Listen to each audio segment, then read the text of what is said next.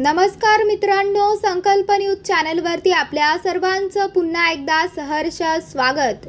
आताच्या क्षणाची सर्वात मोठी बातमी समोर येत आहे। सविस्तर बातमी जाणून घेण्यापूर्वी आपण जर चॅनलवरती नवीन असाल तर चॅनलला सबस्क्राइब करा, बेल आयकॉन प्रेस करा।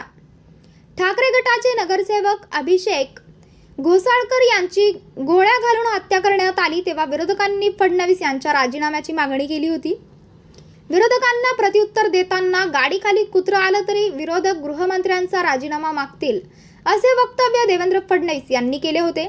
याच वक्तव्याचा आधार घेत विरोधक आणि तरुण कार्यकर्त्यांकडून गृहमंत्री फडणवीस यांच्या राजीनाम्याची मागणी केली जात आहे। देवेंद्र फडणवीस, तुम्ही म्हणाला होतात की गाडीखाली कुत्रं देखील आलं तरी विरोधक राजीनामा मागतील। गृहमंत्री महोदय, गाडीखाली कुत्रं नाही तर 2 चिमुरड्यावर लैंगिक अत्याचार झालाय। गुन्हेगारांना पोलिसांचा धाक राहिलेला नाही। कुठे आहे तुमचं कायद्याचं राज्य? आपण नेहमी नैतिकतेचा गप्पा मारता, आता थोडी जरी नैतिकता असेल तर राजीनामा द्या असे आव्हान देवेंद्र फडणवीस यांना देण्यात आले आहे। युवा कार्यकर्ता प्रतीक पाटील एक्स पोस्टवर लिहितात, स्टेटमेंट जुनं आहे पण अशी निधरी मानसिकता असणारा माणूस गृह खाते बुडाखाली घेऊन बसलेला आहे।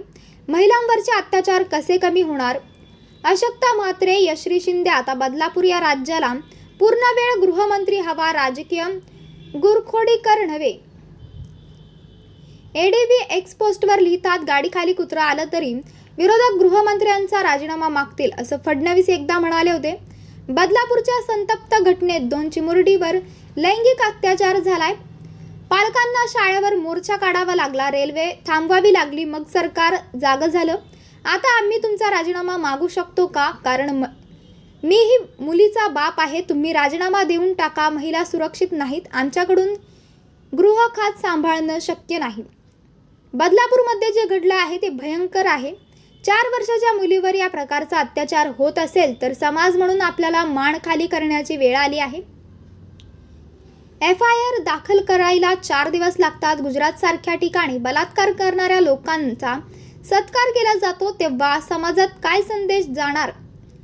आता समाजाने ठोस भूमिका घेण्याची वेळ आली आहे का?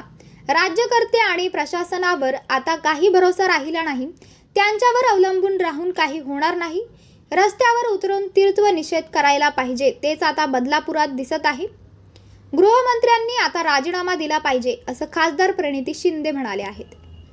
तर मित्रांनो, आपल्याला काय वाटतंय? आपली प्रतिक्रिया आम्हाला कमेंट बॉक्सच्या माध्यमातून नक्कीच कळवा आणि चॅनलला आणखीनही सबस्क्राइब केलं नसेल तर चॅनलला सबस्क्राइब करा, बेल आयकॉन प्रेस करा, जेणेकरून असेच नवनवीन व्हिडिओ व चालू राजकीय घडामोडी सर्वप्रथम आपल्याला या चॅनलवरती बघायला मिळतील।